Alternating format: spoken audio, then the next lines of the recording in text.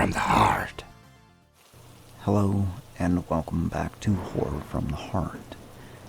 Today's story is posted in the No Sleep subreddit and was posted by Sakura Circuit. So if you enjoy the story, please go to Reddit and give them all the karma, love, and awards. But now, on to the story.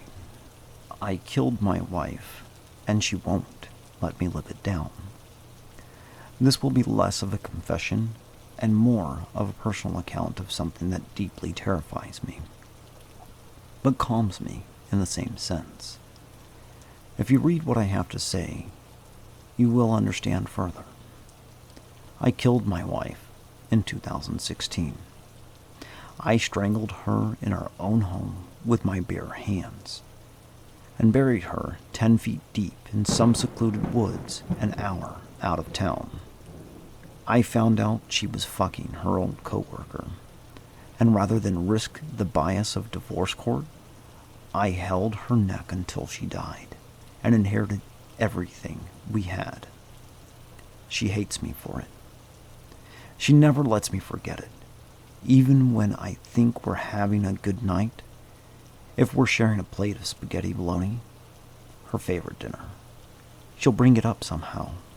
If I pour her a glass of red wine, she'll say something like, "Remind you of anything, Zachary?" in her calm, soothing voice. One particular moment I can recall was when we laid down for bed on a wintry night years ago.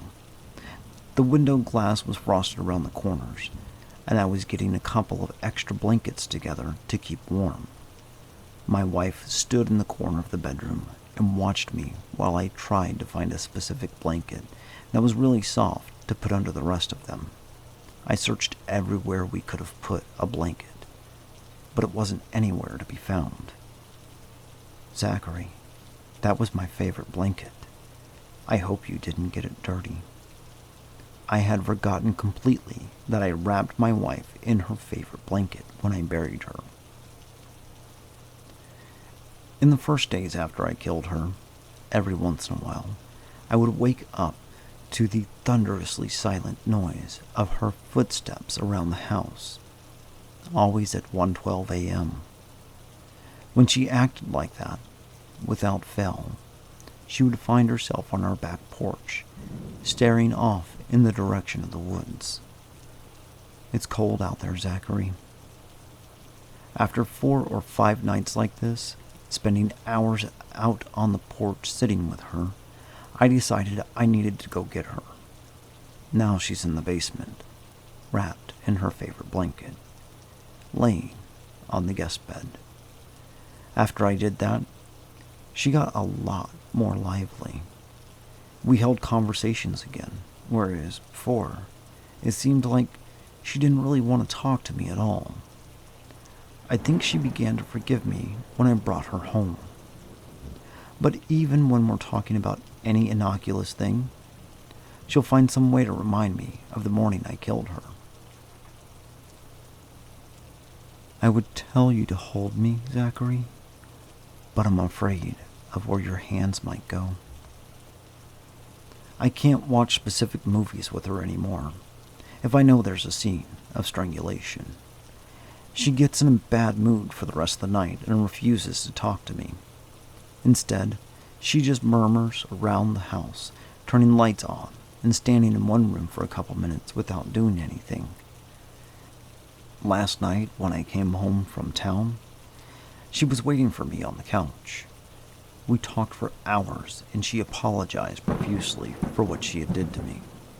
But when it came time for me to apologize to her, I had to look at her face and remind her that even though I'm sorry, I can't undo it anymore. She then got very angry at me and yelled incomprehensible beratement until the inevitable reset at 1:12 a.m. This happens at least once a month. Today, when I got home, I couldn't find her. After 5 years of her walking around my house and nagging me for murdering her, I couldn't believe how I felt. I think I almost forgave her. because I actually missed her and I needed to find her. But after almost an hour of looking around the house, she turned up in the living room again. She was pouring champagne and set out a platter of different cheeses. She likes to disappear for a short moment like that. I think to play around with me. How was your day, Zachary? Was traffic a squeeze? She always finds a way to butt some nagging line into a conversation, but today, I still sat down with her. We ate cheese, drank champagne, and watched some nature documentaries. Her favorite ones were always ocean documentaries, especially if there was footage of massive blue whales. She's always loved to hear whales singing. I find myself doing more and more of the things that she loves. I think I'm beginning to forgive her finally after these 5 years. I don't think I'm scared anymore. I wish I could go, Zachary. I wish I could visit the whales. I must admit, when I killed my wife, I was terrified. Not terrified that I would be caught, but terrified at the fact that I killed a woman that never truly went away. Some nights when I woke up and I saw her standing in the doorway of our bedroom, I was mortified. Eventually, after a couple of nights of this happening, I began trying to talk to this figure of my wife. That is how our marriage survived. I discovered this horrifying darkness in my home was only dark on the exterior. Deeper, it was still my wife, so I could keep it at bay by treating her as my wife. Maybe one day, when I'm not so upset at her, when I've forgiven her completely, maybe at some point, if my fear of this second marriage has dissolved, and I've grown to miss her from the first marriage, maybe one morning at 1:12 again, I'll find some way to join my wife, and we can go see the whales together. Thank you for taking the time to listen to the story. Again, if you enjoyed it, go visit the author on the subreddit No Sleep and give them the karma and awards that they deserve. Thank you for taking the time to listen to the story. If you want more horror content, I do post stuff on TikTok, as well as do a podcast every week right here on YouTube and anywhere that you can find podcasts. The Daily Horror Facts are on TikTok. I hope you have a pleasant day, and I'll see you in the next episode.